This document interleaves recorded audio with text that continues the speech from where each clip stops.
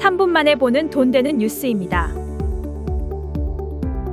코스피와 코스닥이 세제 개편안 우려 완화와 금리 인하 기대감에 힘입어 각각 1.6%, 1.85% 상승 마감했습니다.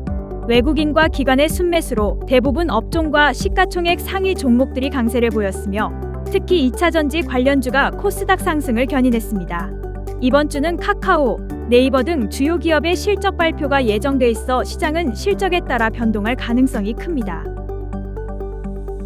전기차 수요 둔화 속에서도 국내 배터리 업계는 2분기 호실적을 기록하며 하반기 반등 기대를 키우고 있습니다.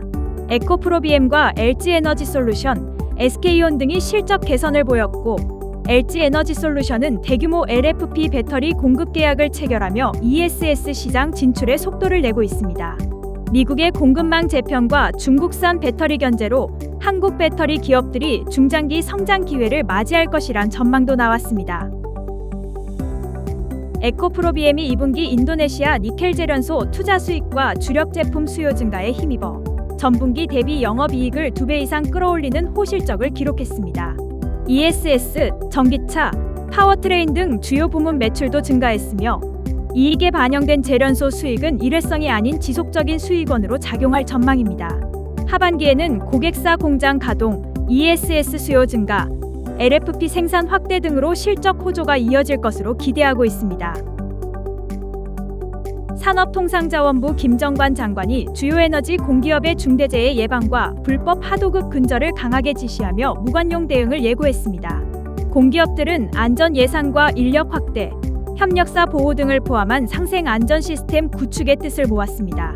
이번 조치는 태안화력 사망사고 등 잇단 산재와 이재명 대통령의 강력한 지시에 따른 결과입니다. 국내 가상자산 거래소 코인원이 운영 경비 충당을 위해 비트코인, 이더리움 등 총 41억 원 규모의 가상자산을 매도한다고 밝혔습니다.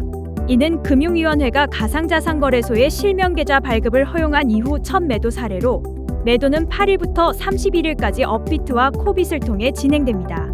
해당 매도는 시장 영향을 최소화하기 위한 정부 가이드라인에 따라 사전 공시와 대상 종목 제한 등의 조건을 충족해 이루어졌습니다. 카카오 그룹이 스테이블코인 관련 동향과 전략을 살피기 위해 TF를 구성했으며 정씨나 카카오 대표 등 주요 계열사 대표들이 공동 TF장을 맡았습니다.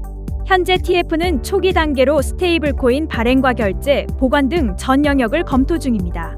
카카오는 이미 카카오페이와 카카오뱅크를 통해 원화 스테이블코인 상표권을 출원하며 선제적으로 대응하고 있습니다. 정부가 한미 관세 협상 타결로 대미 수출 기업들의 불확실성이 해소되고 주요 수출 품목의 경쟁력도 유지될 수 있게 됐다고 평가했습니다. 이번 협상으로 미국은 한국에 대한 국별 자동차 관세를 인하하고 반도체 의약품 등에는 최애국 대우를 약속했으며 한국은 이에 대한 투자 구매 패키지를 제공했습니다. 정부는 농축산물 시장 개방은 협상에 포함되지 않았으며 향후 기업 지원과 산업 경쟁력 강화를 위한 추가 대책을 추진할 계획입니다. 9월 미국 금리 인하 기대와 중국, 일본 서비스업 성장 소식에 힘입어 아시아 증시가 상승세를 이어갔으며 미국 주가지수 선물도 상승했습니다. 중국과 일본의 7월 서비스업 PMI가 각각 큰 폭으로 상승하며 경기 확장 신호를 보였고 미국 기술주와 일부 기업들의 긍정적 실적 발표도 주가 상승에 기여했습니다. 다만 월가 전문가들은 경제 지표에 따라 금리 인하와 경기 둔화 가능성이 공존한다며 8월에는 약간의 조정장이 나타날 수 있다고 경고했습니다. 지금까지 3분 만에 보는 돈 되는 뉴스였습니다.